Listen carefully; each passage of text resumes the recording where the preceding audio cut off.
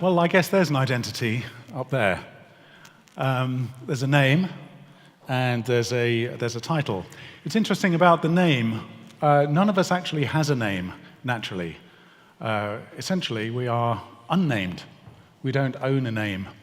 And the fact that a lot of us have names which are owned by other people, particularly if your last name is Smith, is something you'll be very aware of. And yet, in a way, names are a bit like clothes. They're something we carry around with us so much and so frequently, it's as if they take on the function of something natural, even though they are perfectly cultural and artificial in some way. But what I wanted to talk about today actually was not so much about identity in the context that Tim was just setting it up in, but more, in other words, less about kind of cultural politics, trans identities, fusion, confusion, and so on. But I guess I want to talk about the kind of cult of identity and why it's probably worth putting some distance between ourselves and that cult, and why there are things much more important than identity. And in particular, I want to talk about the notion of being rather than identity. Because if you think about it, most identity is quite superficial in some ways, whether it's a name or a title. And you can think about this from a philosophical point of view. I'm a philosopher by background. And technically, really, identity is just that which enables us to be identified. So identity is that which enables us to be identified, our ident. And for that to happen, we have to be sort of consistently identifiable over time. Kant, the German philosopher Kant, talks about this, that identity is really just a function of being identified over time. So those of you who are have a personal relationship, your partner is identifiable to you insofar as they do more or less the same things, wear more or less the same clothes, give out more or less the same opinions, remain the same height, and things like that over time. So identity is, in a sense, a function of identification. And of course, there's lots of contestation about all of that, and that's fine. But I think there is something that precedes identity, and literally precedes identity, because if you think about very young babies, not only do they not officially have names until they're named, but they're not sort of identified in a kind of profounder way. And in a certain sense, we all remain in this state throughout our life. And this is a state of being. So being precedes identity. Now, what do I mean by that? Those of you who are taken up in another kind of fad of the times, mindfulness, will know that in mindfulness, there's a lot of emphasis on clearing the mind of thought. So mindfulness is a bit of a misnomer in that sense. So you are trying to put the thoughts on the back burner and allow whatever it might be, a mantra or the breathing, to be the center of your focus. And when you do that, that state that you're in a state of profound meditation, but it doesn't have to be achieved only in that state, is one in which identity becomes quite secondary. It's possible that some of you have some exposure to kind of Buddhist practices as well, where, of course, the notion of identity is entirely kind of secondary. It doesn't really matter at all how you might be identified. What does matter is almost something closer to an animal state. Because in our animal state, we are simply breathing and being. And it's hard for us in the West, in particular, to reconcile ourselves with the idea that the human being can be just a being and not a thinking being, or a thinking being with an identity.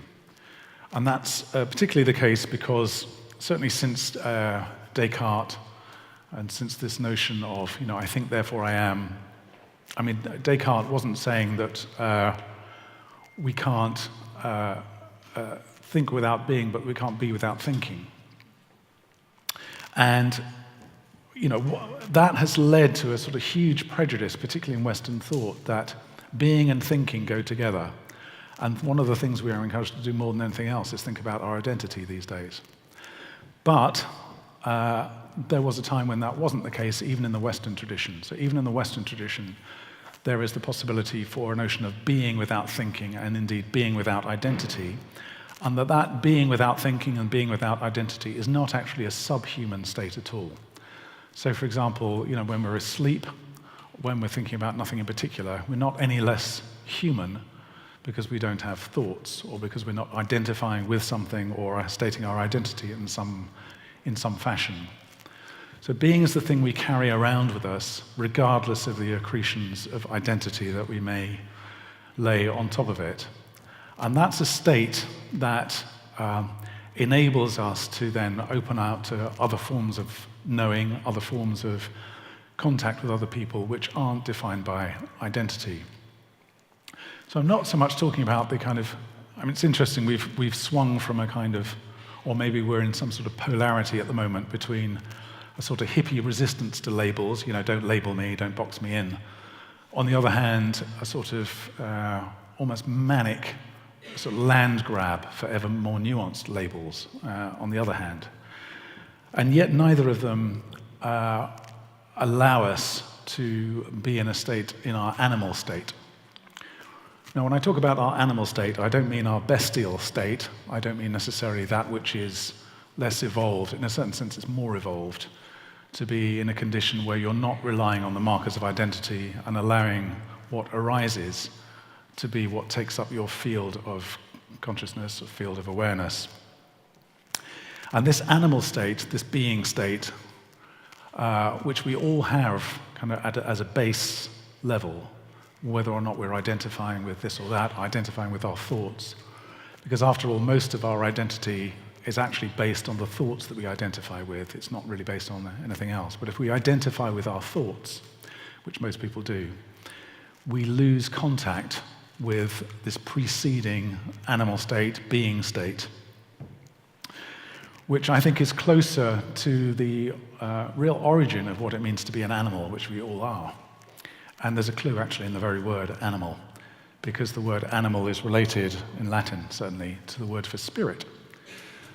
So one of the most interesting kind of conjunctions, particularly in the Western tradition, is the idea that our animal state is our spirit state, that the earth state is in fact the same as the non-earth state. And those of you who might have been in the session before, when we were doing constellations, or those of you who are more interested in these sorts of subjects generally, might be aware of the fact that even when we talk about our spirit state or even our soul state, the soul nearly always wants to find itself in touch with the body. So the idea of a soul being somehow separate from the body, or the spiritual animal state being somehow separate from the body, is a kind of later invention in our tradition. And in fact, at its basis, our animal state, or our being state, and our spiritual or soul state are exactly the same thing. There's no difference between the two. One isn't higher than the other, one isn't lower than the other. Both are facets of what it means to be human in a natural state, without those accretions of identity having been sought out and kind of grabbed for. Now, realistically, we can't do without identities, not least because we live in a world increasingly of technocracy and data. We know that's the case. But also psychologically, we develop identities partly in order to establish boundaries, in order to know what's not us and what is us. And that in turn is based on self-protection. A lot of identity comes about because we need to know what we're not in order to defend ourselves from things, in order to say no. So there's a kind of survival aspect to what goes through our concepts of identity. So I'm not saying we need to kind of completely do away with identity altogether. What I am saying is that we have access as human beings to something far richer, far more opening to other people than we do through identity. What identity does, although it might give us a sense of shape, what we lose with that sense of shape is a sense of openness, and an openness to the other. And I guess I'll finish on this, because in a world now which is so consumed with identity, which is no doubt a facet of overpopulation, with globalization and with the nationalisms and tribalisms that go around with that, it's inevitable in the sense that identity becomes more and more a matter of concern. People reach for it with increasing kind of zeal and with a kind of zealous attachment to it. But what we give up in that process are kind of deeper ways of connecting with other people, where we become aware of completely other forms of knowing that aren't impeded by our identity. So if you don't identify, for example, as a Guardian reader or a Telegraph reader, you're actually going to be much more open to other material that might come up. You're going to be less prone to confirmation bias. And in a more radical way, you will be open to the other. So if you are a Guardian reader, you might identify as left liberal or whatever it might be. The consequence of those identifications is that they are non-hospitable, almost by definition. You say, I belong in this tribe, and by belonging in this tribe, left liberal, intellectual, whatever it might be, I'm also likely to be less welcoming to the other, even if it's a value, particularly of the left liberal tribe, to espouse the notion of hospitality.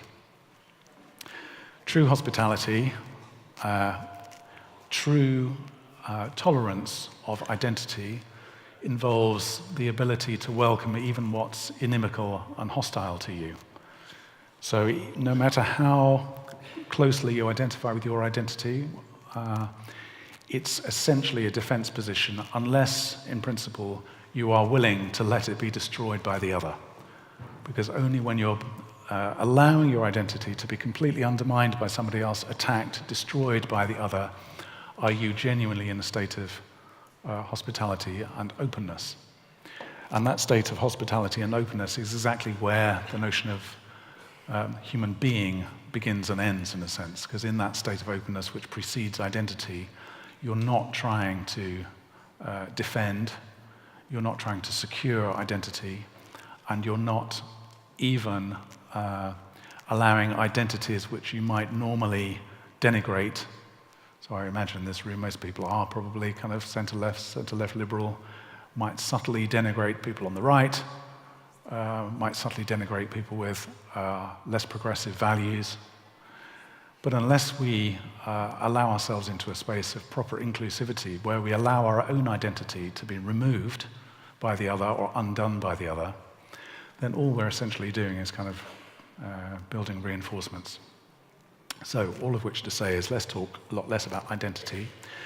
See if we can get back to a notion of being, because in a notion of being, we are much more open to the other. We're open to changes within ourselves. We're open to giving up stories, illusions, truths even that we might think are true about ourselves, and open out into genuine otherness, genuine difference, and specifically the difference within ourselves. So that bit of ourselves which doesn't conform with what we think our identity is. So it could be our shadow side, our unconscious, things which are hard to reconcile with the social persona we might project to others or might wish to be recognized for or applauded for by other people. So that's my 2 pence worth. Let's worry less about identity and find much more profound ways of rediscovering what being means.